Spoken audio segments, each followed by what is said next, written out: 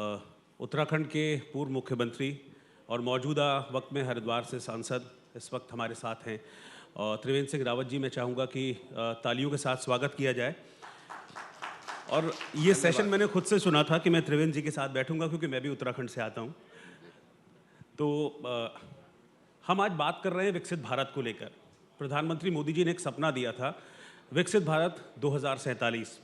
अभी तकरीबन 22 साल और हैं, और विकास कहते हैं कि एक सतत प्रक्रिया है, धीरे धीरे चीज़ें बढ़ती रहती हैं, इम्प्रोवाइज़ होती रहती हैं। लेकिन जो सपना देखा है 2047 में देश के विकसित होने का, उस पर हम चर्चा करेंगे। और जाहिर सी बात है कि जब देश विकसित होगा, इसका मतलब उसमें हर एक स्टेट, हर एक केंद्र शासित प्रदेश का योगदान होगा। तो आप मुख्यमंत्री रहे, बहुत लंबे वक्त से राजनीति में हैं, और सबसे खास बात यह है त्रिवेंद्र सिंह रावत जी की अपनी रूट्स कभी नहीं भूले हैं त्रिवेंद्र सिंह रावत जी। तो सर, आपका अनुभव बतौर मुख्यमंत्री, बतौर सांसद, आप उत्तराखंड की क्या भूमिका उस सपने में देखते हैं जो मोदी जी ने देखा है हर एक भारतवासी के लिए, जिससे हर एक भारतवासी गर्व से कह सके कि हाँ, मैं एक विकसित राष्ट्र का हिस्सा हूँ? देखिए, ऐसा है कि उत्तराखंड की एक विशेष स्थिति है जी। भौगोलिक दृष्टि से देखें हम, और जो देश दुनिया की मान्यता है कि उत्तराखंड देवभूमि है। सामरिक दृष्टि से जी। उत्तराखंड बहुत महत्वपूर्ण है। लगभग 650 किलोमीटर की हमारी अंतर्राष्ट्रीय सीमाएं हैं, और सीमाओं पर कौन है वो हम सब जानते हैं। और इसलिए सामरिक दृष्टि से मजबूत स्थिति, जो देवभूमि की संस्कृति है, जो हमारे पुरखों के आशीर्वाद से है या उनके त्याग तपस्या से है, उन ऋषि मुनियों की वजह से है कि जिन्होंने वहाँ पर वर्षों अनुव्रत रूप से साधना की और ज्ञान प्राप्त किया, ग्रंथों की रचना की। उनके इन सुफल जो उनके जीवन रहा, उसका परिणाम है कि देवभूमि का खिताब उत्तराखंड को मिला है। ये कोई सरकारी खिताब नहीं है कि किसी सरकार ने कर दिया, ये उनकी त्याग तपस्या है। और इसलिए मैंने कहा कि उत्तराखंड का एक वैशिष्ट्य है, उस वैशिष्ट्य का ध्यान ये हमको सदैव रखना होगा। जी। देश की सीमाएं सुरक्षित रहेंगी तो देश सुरक्षित रहेगा, राज्य सुरक्षित रहेगा। और जब राज्य निर्माण की हम लोगों ने लड़ाई लड़ी थी जी। तो उसमें ये भी एक कारण हम लोग देते थे कि अंतर्राष्ट्रीय सीमाएं हैं और यहाँ पर घुसपैठ होने की संभावना रहती है। इसके लिए बहुत ज़रूरी है कि ये राज्य बने सामरिक सुरक्षा की दृष्टि से। तो 3 चीज़ें मुझे बहुत महत्वपूर्ण लगती हैं जी। वो 3 बातें मैंने आपके माध्यम से अपने देशवासियों को बताने का प्रयास किया है। अब हम उत्तराखंड में भी देख रहे हैं कि विकास की जो प्रोसेस है वो तेज़ हो गई है, और बहुत सारी चीज़ें हुई, बहुत सारी चीज़ें जब आपके मुख्यमंत्री काल में हुई थी वो रही थी। उसमें जो अटल आयुष्मान योजना थी, उसको पूरी तरीके से उत्तराखंड के एक एक आदमी को लाभ देने वाले आप एक मुख्यमंत्री रहे थे। तो ये मॉडल आप बाकी राज्यों को कैसे दिखाना चाहेंगे? क्योंकि कई ऐसे राज्य हैं, और मैं खुद पर्सनली भी जानता हूँ, जहाँ पर अभी भी इस योजना का पूरा लाभ नहीं मिल पा रहा है। देखिए, ये जो योजना निकली है वो पहाड़ की पीड़ा में से निकली हुई योजना है, जो हमने अपने जीवन में भुगती भी हैं और देखा भी है, यानी कि अनुभव भी किया है, और पब्लिक में भी हमने उन चीज़ों को महसूस किया है। उसी में से अटल आयुष्मान उत्तराखंड योजना निकली। हमने देखा कि थोड़े से पैसे के अभाव में लोगों का जीवन समाप्त हो गया, बच्चे अनाथ हो गए, विधवा हो गई महिलाएं। तो हमको लगा कि भाई, हमको पहली बात यह है कि हमको अपने लोगों को जो हम कर सकते हैं उनकी सुरक्षा के लिए, उनको कोई स्वास्थ्य सुरक्षा कवच देना चाहिए। और उसी में हमने अटल आयुष्मान उत्तराखंड योजना प्रारंभ की, और उत्तराखंड के प्रत्येक वासी को जिसमें लगभग उस समय 23,80,000 से कुछ अधिक परिवार थे, उनको ये स्वास्थ्य सुरक्षा कवच दिया। हमारे कई राज्य वहाँ पर आए बाद में उसके अध्ययन के लिए।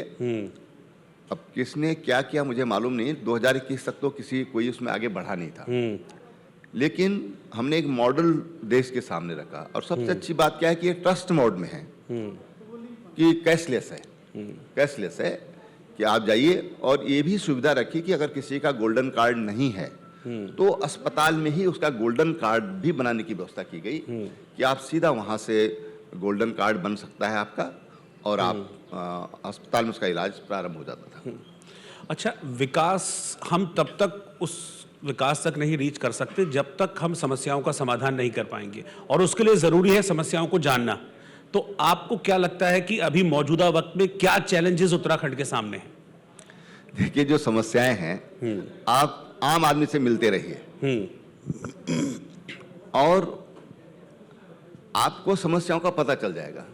और समस्याएं समय के साथ साथ बदलती रहती हैं, लेकिन आज भी मुझे जो लगता है कि हमारे लिए बड़ा चैलेंजिंग है, वो है हमारे दूरस्थ क्षेत्रों में सड़कें तो पहुंच गई हैं लगभग, अब बहुत कम, मगर गांव सभाएं तो लगभग सभी पूरी हो गई हैं। लेकिन आप जानते हैं, आप पहाड़ के हैं तो छोटे छोटे मजरे हैं, कहीं 10 परिवार हैं, कहीं 5 परिवार हैं, कहीं 2 परिवार हैं, और डिस्टेंस बहुत ज़्यादा है। तो उनको सुविधा देना। दूसरा जो मुझे सबसे बड़ा आज चैलेंज लगता है, वो है पर्यावरणीय चिंता। आजकल आप अगर देख रहे हैं तो रोज भालू अटैक कर रहे हैं, लेपर्ड अटैक कर रहे हैं। ये सब पर्यावरणीय कारण लगते हैं। जो भालू आजकल नींद में चला जाता था 5-6 महीने के लिए, वो आज गांव बस्तियों में घुस गए हैं। और किस तरह से भालू नोचता है, वो सामान्य आदमी अभी रिसेंट में एक भी इस तरह की घटना मैंने देखी थी, सामान्य आदमी देख नहीं सकता अपनी उसकी आंखों से। मैं स्वयं गया था एम्स में, तो मैंने फोटो देखी उनकी, मैं सीधा चेहरा उनका देखने की मेरी भी हिम्मत नहीं हुई, जबकि मैंने तो ओपन सर्जरी पौन घंटे तक अपनी आंखों से देखी है। लेकिन उनका जो स्वरूप जो खराब कर दिया था भालुओं ने, तो ये पर्यावरणीय जो परिवर्तन है, जो चेंज है, वही जो विशेषज्ञ लोग हैं वो भी यही बात बोल रहे हैं, उन्हीं से बातचीत के आधार पर हमें बात कहते हैं। तो एक पर्यावरण एक बड़ी चिंता है, क्योंकि अगर हिमालय पिघलता है तो फिर हमारे समुद्रों का पानी ऊपर उठेगा, तो जो समुद्र तटीय जो प्रदेश है वहाँ की स्थिति क्या होगी। दूसरी बात, जो हमारा अरावली पर्वत जो है, जो आबू से शुरू होता है गुजरात बॉर्डर से, और ये 5 सेंटीमीटर पर ईयर हिमालय की तरफ खिसक रहा है। आप अगर देखेंगे हरिद्वार में जो गंगा जी हैं, अगर कभी आप ध्यान से देखेंगे तो गंगा जी वहाँ से लेफ्ट टर्न होती है, और जहाँ पर आज गंगा जी है उसका एक चौथा कोर्स है, लगातार लेफ्ट को शिफ्ट हो रही हैं। ये सब भूगर्भीय परिवर्तन और पर्यावरणीय कारण, ऐसा मैं महसूस करता हूँ। पिछले दिनों यद्यपि लोगों ने बादल फटना बोला, बादल फटना नहीं था, बादल नहीं फटे थे, ऐसा विशेषज्ञों से जो मेरी बातचीत हुई, लेकिन लोग सामान्य बोलचाल में बात करते हैं। तो आज वो स्थितियाँ बदल रही हैं, और उसके कारण बड़ा व्यापक नुकसान हो रहा है। अगली बात है कि जो हमारा दूरस्थ क्षेत्र है, वहाँ पर हम उनको अच्छी स्वास्थ्य सुविधाएं, अच्छी शिक्षा, उत्तराखंड की जब हम बात करते हैं, पलायन भी एक बड़ा इश्यू उठता है, शायद आप पूछने वाले भी होंगे। बिल्कुल। तो वहाँ पर जो अच्छी शिक्षा है उसको कैसे दे सके हम, क्योंकि हर कोई चाहता है कि उसके बच्चे अच्छी स्कूल में जाएं। इसके लिए कहावत भी ये कहते हैं ना कि पहाड़ का पानी और पहाड़ की जवानी दोनों ही पहाड़ के काम नहीं आता है। यद्यपि मैं बताऊं कि टीचर्स अगर हम देखें तो जो फर्स्ट चॉइस होती है किसी योग्य व्यक्ति की, तो उसकी गवर्नमेंट जॉब होती है। तो फर्स्ट जो अच्छे जो स्टूडेंट हैं वो हमेशा गवर्नमेंट जॉब में जाते हैं। लेकिन जो शिक्षा का जो वातावरण होना चाहिए, बच्चे भी बहुत कम है स्कूलों में। मतलब आप ये देखिए कि मुझे ध्यान है जब मैं सीएम था तो 1000 से ज़्यादा स्कूल ऐसे थे जहाँ 10 से कम बच्चे थे। अब ऐसे में क्या वहाँ पर शैक्षिक वातावरण बनेगा? बिल्कुल। तो वहाँ की कुछ मूलभूत परिवर्तन करने पड़ेंगे कि स्कूलों का क्लबिंग करें हम। न्याय पंचायत में एक स्कूल हो, वहाँ पर रेजिडेंस हो, वहाँ पर प्रधानाचार्य शिक्षक वहाँ पर रहें। आज 50-50 किलोमीटर दूर से शिक्षक पढ़ाने जाते हैं, गाड़ियाँ की हुई हैं। आपने कई बार देखा होगा कि 5, 7, 10 शिक्षक एक साथ गाड़ी एक्सीडेंट हुआ और वो उनको जीवन लीला समाप्त हो गई। अभी भी 3 टीचर अभी कुछ दिन पहले अभी हुए हैं। तो हमको कुछ मूलभूत सुधार करना होगा और उसके लिए बहुत बोल्डली स्टेप लेना पड़ेगा। मैंने इसका प्रयोग किया। उधम सिंह नगर जिले से मेरा जिलाधिकारी बहुत अच्छा था, तो उसको मैंने कहा, तो 1100 कुछ स्कूल थे, उसके हमने 500 कुछ स्कूल किए और हमने कंपनी से बात करके उनके छोड़ने के लिए बस की व्यवस्था करी, जीप की व्यवस्था करी, उनको अडॉप्ट कराया। वहाँ पर स्कूल आप देखेंगे तो बढ़िया फर्श है, बढ़िया बच्चों के लिए बैठने के लिए फर्नीचर है, अच्छी किताबें हैं, स्कूल पुता हुआ है बढ़िया। तो एक प्रयोग हमने शुरू किया था उस समय कोरोना से पहले जी, लेकिन वो कोरोना के कारण कई बाधाएं हुई, वो आगे नहीं बढ़ पाया। लेकिन एक नमूना आज हमने किया। लोग कोर्ट गए, कोर्ट ने कहा भाई सरकार की मंशा तो बहुत अच्छी है लेकिन आपने इसके लिए नियम कायदे नहीं बनाए। तो फिर कोर्ट का संकेत समझ के हमने तुरंत फिर ये सब कुछ किया और फिर लेकिन कोरोना के कारण वो गाड़ी आगे नहीं बढ़ पाई। लेकिन मुझे लगता है कि शिक्षा में हमको बहुत ज़्यादा फोकस करने की जरूरत है और आमूलचूल परिवर्तन की जरूरत है। जो वर्तमान व्यवस्था है इस सिस्टम को चेंज करना पड़ेगा। हम किताबें जो एनसीईआरटी किताबें मैंने पूरे प्रदेश में लागू की। एक तो बहुत सस्ती होती हैं, दूसरा ये कि जो हमारे पब्लिक स्कूल है उनमें वहाँ वो स्कूल किताबें पढ़ाई जाती हैं। तो इस ढंग का हमने प्रयास किया था। तो शिक्षा पर अगर आप फोकस करें तो मुझे लगता है बागवानी है, मेडिसिनल प्लांट है, आजकल जिनको सुपर फूड बोलते हैं उसके लिए उत्तराखंड बहुत अनुकूल है, वर्जिन है। बिल्कुल। तो तमाम चीज़ें जो की जा सकती हैं। मैं पर्यावरण पे और भी आऊँगा क्योंकि बहुत सारी चीज़ें हैं पर्यावरण, क्योंकि कुछ बैलेंस भी बिगड़ता हुआ दिख रहा है, उस पर भी मैं चर्चा करूँगा। लेकिन थोड़ा सा पर्यावरण के साथ साथ मुझे लगता है पॉलिटिक्स पर भी चर्चा होनी चाहिए। अभी कुछ वक्त पहले आपने, क्योंकि घुसपैठ एक बड़ा मुद्दा रहा है, सिर्फ उत्तराखंड के लिए नहीं बाकी और अदर स्टेट्स के लिए भी, तो आपने घुसपैठ पर कहा था कि घुसपैठियों ने डेमोग्राफी को बिगाड़ा है, अब किसी भी घुसपैठिए को हम रहने नहीं देंगे, इनको हम खदेड़ देंगे प्रदेश से बाहर। व्हेन इट कम्स टू घुसपैठ, घुसपैठ शब्द अपने आप में ही एक नेगेटिव वर्ड है कि हाँ आप गलत तरीके से घुस के कहीं आ रहे हो, रह रहे हो, तो फिर आपके विपक्ष को आपत्ति हो जाती है, उस पर सवाल तमाम तरीके के। सूर्यकांत धस्माना जी का कमेंट भी मैंने उस पर पढ़ा था। घुसपैठ को आपको लगता है कि विपक्ष का सपोर्ट है या उसको वोट बैंक की तरह ये लोग इस्तेमाल करना चाहते हैं? नहीं, ऐसा है कि अगर रूम में बैठते हैं तो वो भी कहते हैं बिल्कुल सही है, लेकिन अपने दलीय स्वार्थ के लिए इस तरह की बयानबाजी या मोटे तौर पर मैं उस रूप में राजनीति को परिभाषित नहीं करता, लेकिन अपनी राजनीति चमकाने के लिए, क्योंकि बोलचाल का शब्द इसलिए मैं कह रहा हूं, अपनी राजनीति को चमकाने के लिए इस तरह की बात करते हैं, लेकिन इंटरनली सब ये महसूस करते हैं कि भाई ये घुसपैठ देश के लिए आखिर ठीक नहीं है। अच्छा, अब इस पर मेरी कई लोगों से बातचीत भी हुई, रिएक्शंस भी, तो ये इनका विपक्ष के कई नेताओं को ये कहना था कि जब जैसे जैसे चुनाव नज़दीक आएंगे देखिएगा बीजेपी घुसपैठ के मुद्दे को और ज़्यादा बढ़ाएगी और चुनाव आने के बाद वो भूल जाते हैं, क्योंकि अब इनके पास राम मंदिर का मुद्दा तो रहा नहीं, राम मंदिर बन गया, मुद्दा खत्म हो गया, तो अब ये एक नए इश्यूज लेके आ रहे हैं। तो इसलिए हर स्टेट में, चाहे वो बंगाल हो चाहे वो बिहार हो, सब घुसपैठ। बिहार में भी घुसपैठ बड़ा शब्द गूंजा था, बंगाल के चुनाव में भी घुसपैठ की एक बड़ा इशू है, और सेम विद उत्तराखंड, क्यों हाँ उत्तराखंड में 2 साल बाद चुनाव होंगे तो इसलिए अभी इसे घुसपैठ के मुद्दे को बड़ा कर रहे हैं ये लोग, वो ये एलिगेशन लगाते हैं आपके ऊपर। ऐसा देखिए कि जब राम जन्मभूमि आंदोलन चल रहा था तो यही लोग बोलते थे कि ये नारे लगाते हैं कि रामलला हम आएंगे, वही मंदिर वहीं बनाएंगे, लेकिन तारीख नहीं बताएंगे। यही लोग ये बात करते थे। मुझे बहुत, क्योंकि बहुत बारीकी से सब नज़दीक से इन चीज़ों को देखा है, तो इस तरह की बातें लोग करते थे, भाई राम मंदिर बन गया। इसी तरह से जो एसआईआर को लेकर के विपक्षी दलों ने पूरा जो वर्षाकालीन सत्र था उसमें एक दिन भी सत्र नहीं चला विधिवत, या जो कहना चाहिए गरिमा के साथ सदन नहीं चल पाया, और एसआईआर ही मुद्दा था। आज भी एसआईआर मुद्दा है। संसद में उसका परिणाम बिहार में इन्होंने भोग लिया है। जनता चाहती है कि जनता से जुड़े हुए सवालों पर बहस हो। ये उस बहस से ध्यान हटाना चाहते हैं, क्योंकि प्रधानमंत्री मोदी जी के नेतृत्व में कोई ये नहीं कह सकता कि विकास नहीं हुआ है। इवन लेकिन उनका एक सवाल होता है कि जिन राज्यों में चुनाव है उन्हीं राज्यों में आप एसआईआर क्यों कर रहे हैं? पहले बिहार में किया, अब यूपी में नज़दीक है चुनाव तो वहाँ की तैयारी हो रही है, पश्चिम बंगाल है तो वहाँ की तैयारी हो रही है, फिर उत्तराखंड। तो सवाल ये उठाते हैं कि भाई क्या वोट काटने की नीयत है, इसीलिए जिन राज्यों में चुनाव आ रहे हैं वहाँ पर ये लोग एसआईआर शुरू कर रहे हैं? नहीं, वो ऐसा महसूस करते हैं शायद, लेकिन ऐसा नहीं है।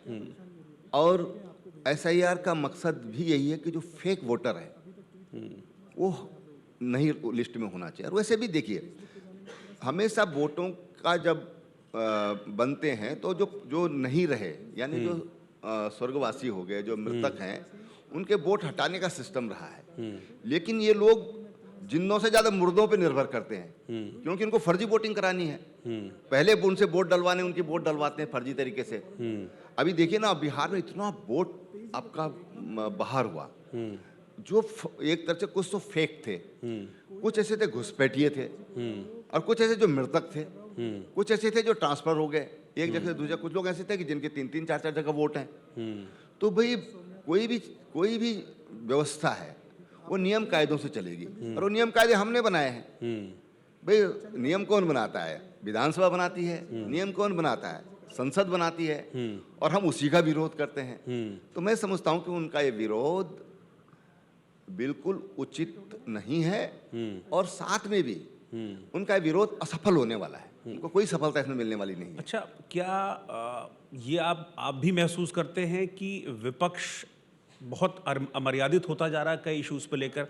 आपको याद होगा कि बिहार में एक जनसभा के दौरान मोदी जी की माता जी के लिए किस तरह के शब्दों का इस्तेमाल किया गया था, और अभी जब इन्होंने लगातार चुनाव आयोग पर सवाल उठाए तो उसके बाद कई एक्स एम्बेसडर्स, कई डिफेंस के लोग, मतलब जिन पर पूरा देश गर्व करता है, कई पूर्व आईएएस, कई जजेस, ऐसे कई लोग थे, करीब 220 के आसपास ऐसे लोग थे जिन्होंने राहुल गांधी को एक लेटर लिखा था। उसके बाद क्या रिएक्शन आता है वहाँ से राहुल गांधी जी का कि इन छिछोरों की बात पे ध्यान मत दो? मतलब अब देखिए, हाँ, मुझे किसी व्यक्ति मतलब विशेष इस पर, तरह के शब्दों का इस्तेमाल, मैं किसी राजनीति में व्यक्ति शुचिता विशेष होनी पर, चाहिए। व्यक्ति विशेष पर कोई टिप्पणी नहीं करनी है। लेकिन देश की जनता हमसे मर्यादित व्यवहार की अपेक्षा करती है। हमको मर्यादित व्यवहार करना चाहिए, ये मैं जरूर कहना चाहूँगा। और कई बार ऐसा देखा गया है, चाहे विधानसभा में हो, चाहे लोकसभा में हो, और कई बार तो पब्लिकली भी इस तरह के व्यवहार हुए हैं कुछ लोगों के द्वारा। मुझे लगता है कि उसमें सुधार की पूरी गुंजाइश है। एक सवाल है सर ऑडियंस से। हमारे एक सहयोगी हैं मिथिलेश नौटियाल, वो भी पहाड़ से ही हैं, वो कुछ शायद सवाल पूछना चाह रहे हैं। मिथिलेश, पूछो अपना सवाल। नमस्कार सर, मैं केदारनाथ से हूँ। लगातार कई साल से देख रहा हूँ वहाँ पे विकास के नाम पर अंधाधुंध निर्माण हो रहे हैं। 3 मंजिला होटल, 4 मंजिला होटल पहाड़ की कच्ची ज़मीन पर बन रहे हैं, काली मिट्टी पर, और इस वजह से कई आपदाएं देखने को मिल रही हैं। इसका सॉल्यूशन क्या है सर? कोई सॉल्यूशन है? देखिए, उसके लिए पहले प्रॉब्लम समझनी होगी कि समस्या क्या है।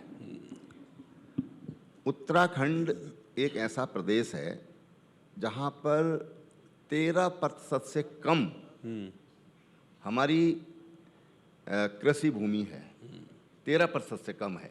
13% जब राज्य बना था उस समय थी।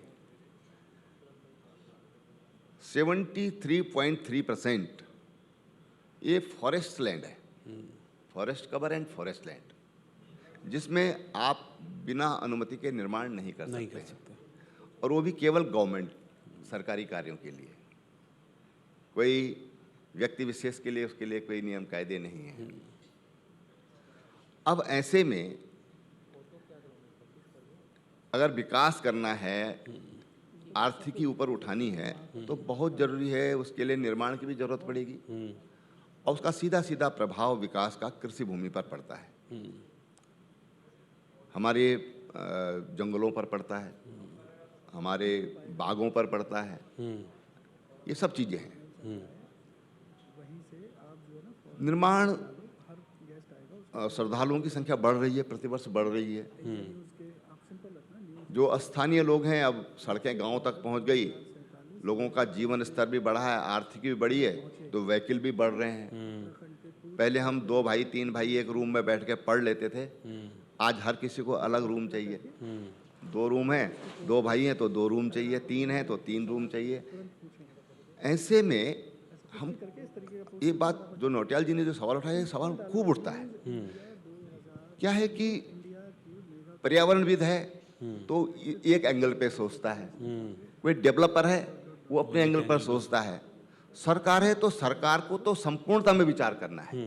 लेकिन सर इसका और कोई तो ऐसे एक दायरा, में जो मैं बात बताना चाह रहा हूँ आपको, मैं एक बहुत बड़े भूगर्भ विज्ञानी के साथ एक दिन बैठा था, जाने माने हैं। अभी जो कुछ दिन पहले जो उन्होंने एक सर्वे किया है और जो अभी पब्लिश भी किया है, उनमें से है वो ये एक।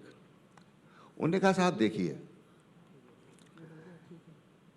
हम अगर जो भी निर्माण कर रहे हैं, तो दोष बोले भूकंप का नहीं है, उसने तो आना ही है। दोष तो हमारा है कि हम उसके हिसाब से अपनी संरचनाएं खड़ी करें, टेक्नोलॉजी का इस्तेमाल करें। बोले जापान में तो कई बार आता है दिन में, वहाँ तो नहीं किसी तरह की मौतें होती हैं। और इसलिए बहुत ज़रूरी है कि हम उन परिस्थितियों के अनुसार अपने आप को ढालें, उसके हिसाब से हम अपना व्यवहार करें, प्रकृति के साथ, परिवार के साथ, जंगलों के साथ, सबके साथ उस ढंग का हमको अपने आप को ढालना पड़ेगा। तो मुझे लगता है कि निर्माण कार्य रोकना तो असंभव है। ये कोई कह देगा भाई 1937 में रिपोर्ट आई थी जोशीमठ की, जो वैज्ञानिकों की जो रिपोर्ट है, कहाँ जाएंगे लोग? लोग सोचते हैं कि भाई जितने दिन रहे उतने दिन ठीक रह लें, पर ऐसे में ये जरूरी है कि वहाँ के लिए हमारे जो वैज्ञानिक हैं, जो विशेषकर जो भवन निर्माण कला के ज्ञाता हैं, उनसे करें, या फिर हम अपने पुरानों से सीखें। मैं आपको ऐसा बताता हूँ कि जब 92 का भूकंप आया था, उत्तरकाशी के नाम से जो ज़्यादा जाना जाता है, हमने 7-7 मंजिले मंदिर देखे हैं, और जो 300 साल पुराने हो गए, कुछ भी नहीं हुआ उनका। बगल में जो नया निर्माण था वो ढह गया। तो हम कोटी बनाल एक शैली है पहाड़ की, कोटी बनाल, जो यमुना वैली, जौनसार बाबर और हिमाचल का जो लगा हुआ हिस्सा है उत्तराखंड से, उसमें ये शैली प्रचलित है। एस.सी. मजूमदार जो बड़े समाजशास्त्री हुए हैं, उन्होंने उसको दुनिया की सर्वोत्तम शैली बताया है, भवन निर्माण की सर्वोत्तम उसको उन्होंने बताया है।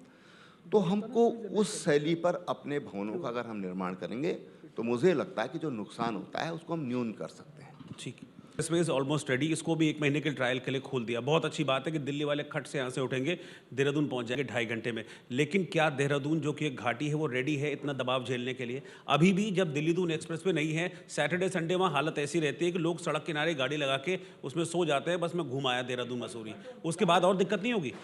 नहीं, आपने जो सवाल उठाया है बिल्कुल ये हमारे दिमाग में भी है कि आखिर देहरादून तो पहुंच जाएंगे यहाँ से 2.5 घंटे में, लेकिन जो देहरादून की सिचुएशन है वर्तमान, और उससे देहरादून क्या बर्दाश्त कर पाएगा? राजधानी का लोड ही वास्तव में जो देहरादून की जो फिजा थी, वो सामाजिक फिजा है या फिर वहाँ की जो प्राकृतिक आकर्षण था, सुंदरता थी, वो काफ़ी प्रभावित हुई है, या हम कह सकते हैं कि उसको काफ़ी नुकसान पहुंचा मतलब है। सेंट्रल देहरादून तो ऐसा है कि दिन में जब स्कूल छूटते हैं तो आपको वन वे करना पड़ता है कई जगह। अब उसके लिए देखिए, उसमें रिंग रोड के कुछ प्रस्ताव हैं सिटी के अंदर, एलिवेटेड रोड्स के हैं, और नियो रेल के लिए हैं, जिस पर काम चल रहा है। उसकी प्लानिंग लगभग बन गई है। अब आर्थिक व्यवस्थाएं देखनी पड़ेंगी, लेकिन सवाल आपका बहुत मैं कहूँ कि बहुत ही चिंताजनक है, और वो देखना पड़ेगा उसको कि कैसे उसको संभाला जाए, क्योंकि लोग मसूरी जाना चाहते हैं। एक समय में बोलते थे कि भाई जो राजपुर रोड है उस पर कुछ राजा लोग रहते हैं, जिनकी वहाँ कोठियाँ हैं, फार्म हाउस हैं, या फिर बड़े जो ब्यूरोक्रेट्स थे वो वहाँ पर रहते थे। और मैं आपको बात बताऊं कि मसूरी जो है और जो पूरा वो पहाड़ है ये चूना पत्थर पर है। और चूना पत्थर जब पानी बरसता है तो एकदम से पानी नहीं छोड़ता, उसमें पोरस होता है वो, तो उसमें से धीरे धीरे पानी निकलता है जो कि नीचे आकर तराई में आकर के भाबर और तराई में आकर के बाहर निकलता है। अब उसी में से तमाम नदियाँ निस्सृत होती हैं। हमारे सामने सवाल ये भी है कि जिस तरह का निर्माण हुआ है, हो रहा है, ये जो रिचार्ज जोन था हमारा देहरादून शहर का, वो धीरे धीरे सीमित हो रहा है। पानी सीधे नालियों में जा रहा है, नालियों से नाले में जा रहा है और वहाँ से नदी में चला जा रहा है, समुद्र में चला जा रहा है। तो कुछ विषय हैं कि जो वास्तव में बहुत ज़्यादा चिंतनीय हैं, उनके बारे में सोचना पड़ेगा। क्या ये सॉल्यूशन है कि राजधानी को परमानेंट शिफ्ट कर दिया जाए? राजधानी की वजह से शायद इतना हो रहा है। देखिए, राजधानी का लोड तो निश्चित रूप से होगा ही। उसी वजह से देहरादून में जिस तरह से जनसंख्या का दबाव बनाया है। अब आप लगाओ कि जब मैं पहला चुनाव लड़ा था, उस समय की जो एक विधानसभा थी, आज वो 4 भागों में चली गई। तो किस तरह से जनसंख्या का दबाव बढ़ रहा है, तो वो तो बढ़ रहा है। राजधानी जहां भी होगी जनसंख्या का दबाव बढ़ेगा।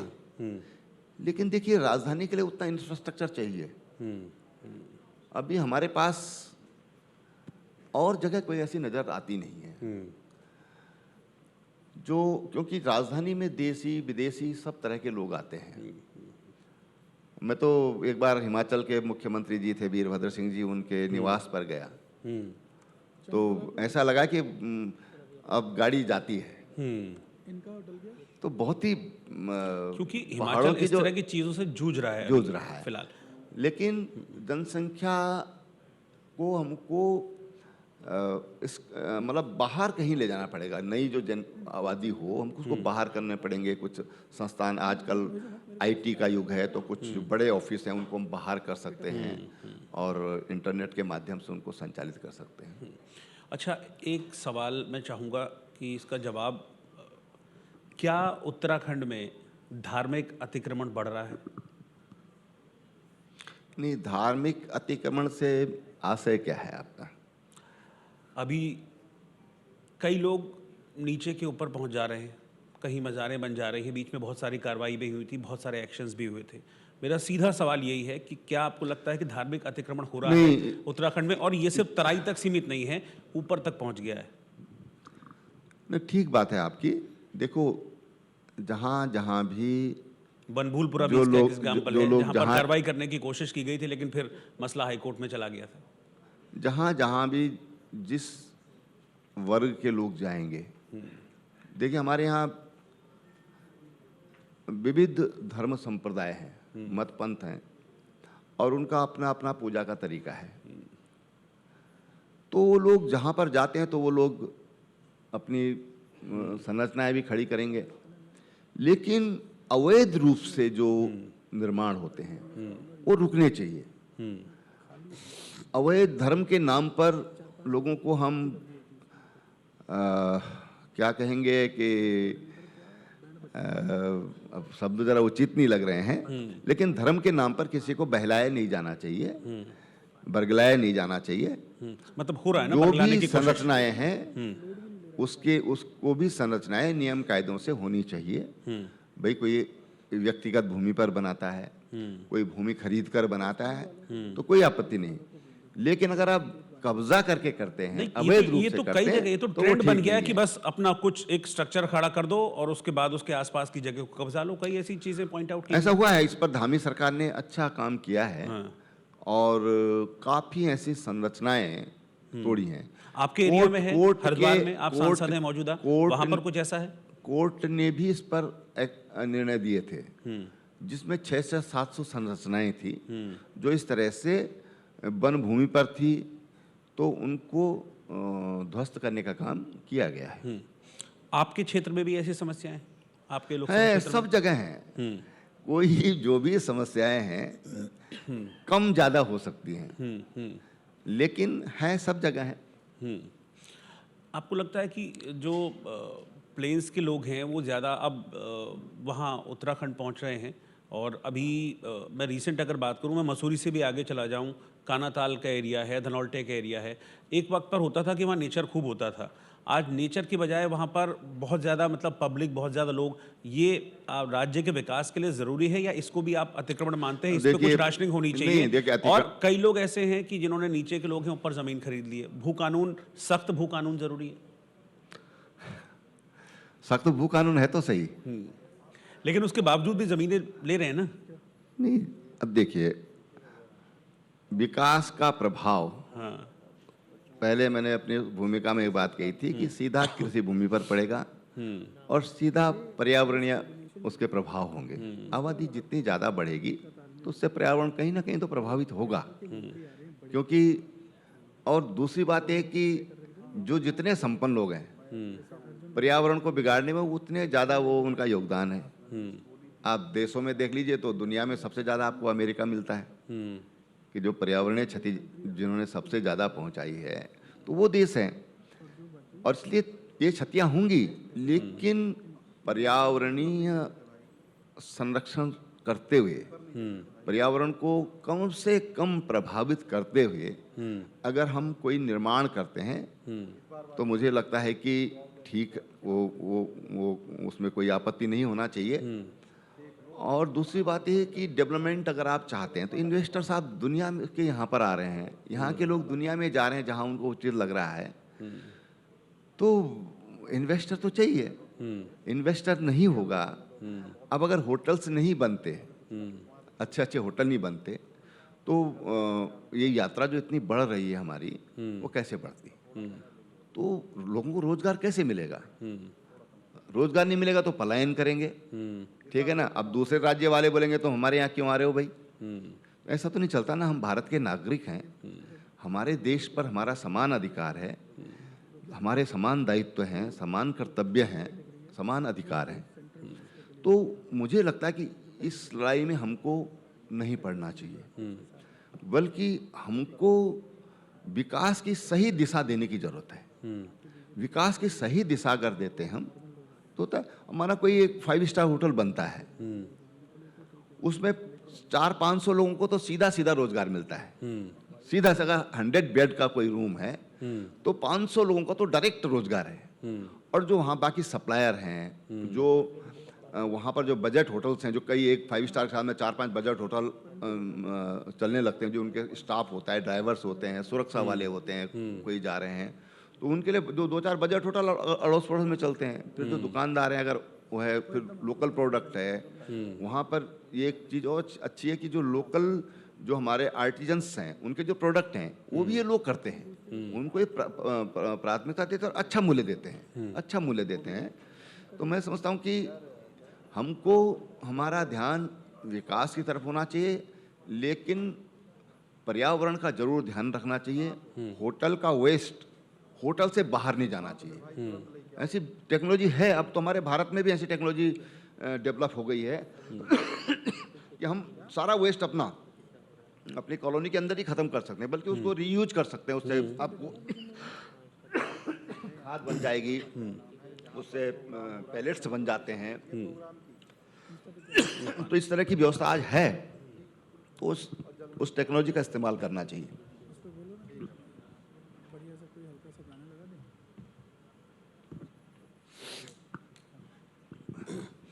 अच्छा, आप लोकसभा के सदस्य हैं जी। और संसद में पिछले काफ़ी वक्त से देखने को मिल रहा है कि संसद चल ही नहीं पा रही है ढंग से। कोई ना कोई मुद्दा लेके, कुछ ना कुछ इशू लेके हंगामा होता है और फ्रूटफुल सेशन नहीं हो पाता है। और इस बात की चिंता खुद प्रधानमंत्री नरेंद्र मोदी ने जो लास्ट सेशन था उसमें भी जाहिर की थी। और जैसे कि होता है एक परंपरा कि पहले दिन प्रधानमंत्री बात करते हैं और अपील भी करते हैं, तो उस अपील का भी कोई असर नहीं पड़ रहा है।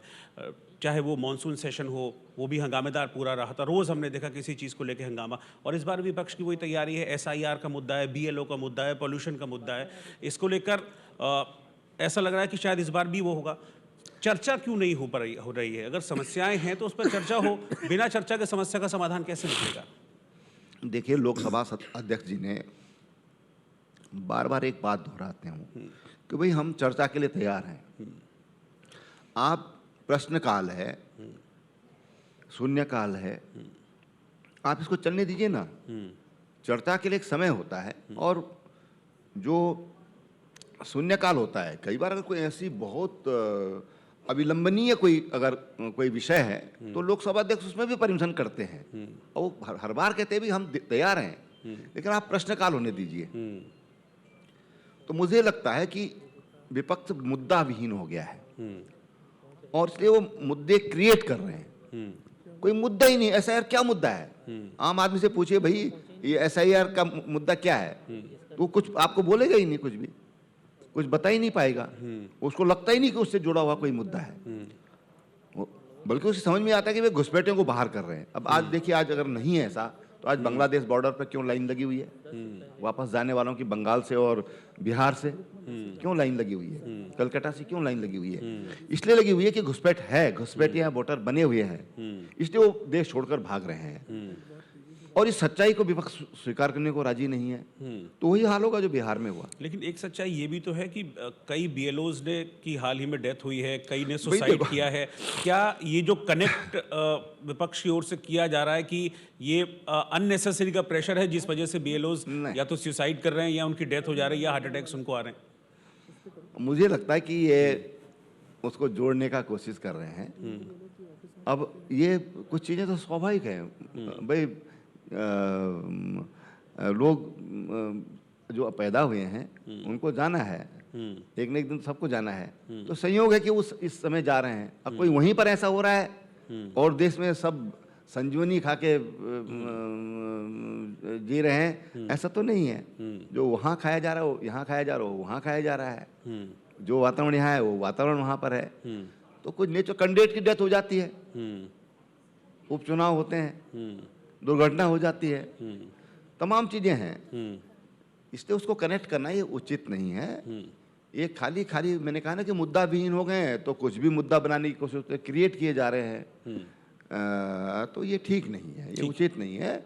ये एक तरह से ये भी एक पतन की तरफ जाने वाली संकेत है। ठीक है, एक आखिरी सवाल। 2047 यानी कि आज से 22 साल बाद जो हम विकसित भारत की बात कर रहे हैं, 2047 में उस विकसित राष्ट्र में आप उत्तराखंड को कहाँ देखते हैं?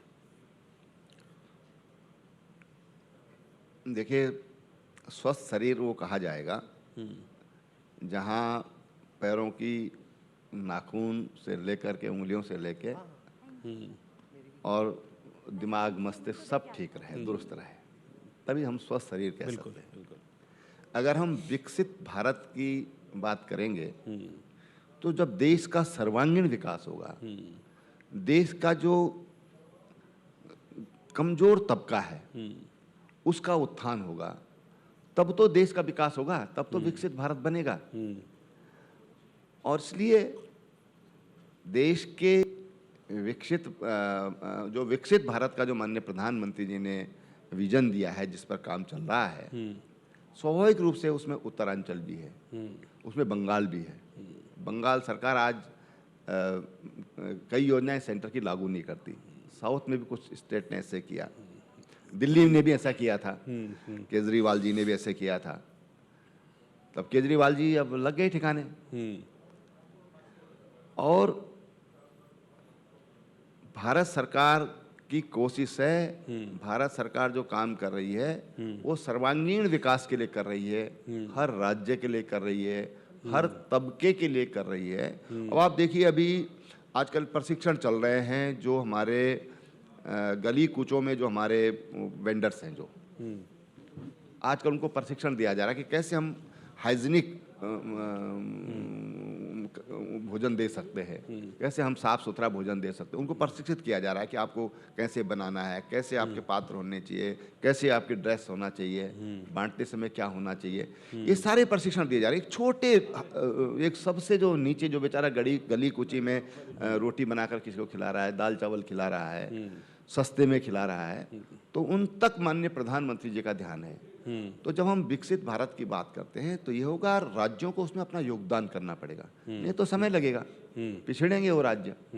तो उत्तराखंड राज्य तो मैं कह सकता हूँ कि इन 25 सालों में उत्तराखंड राज्य ने बहुत डेवलपमेंट किया है साहब, बहुत डेवलपमेंट किया है। हमारी क्या बजट था उसमें, कितनी हमारी सड़कें थी, कितने हमारे पास वकील थे, तो ये सारी चीज़ें ऐसी हैं, कितने हमारे पास अस्पताल थे, कितने डॉक्टर थे, गिने चुने जगहों पर डॉक्टर्स होते थे।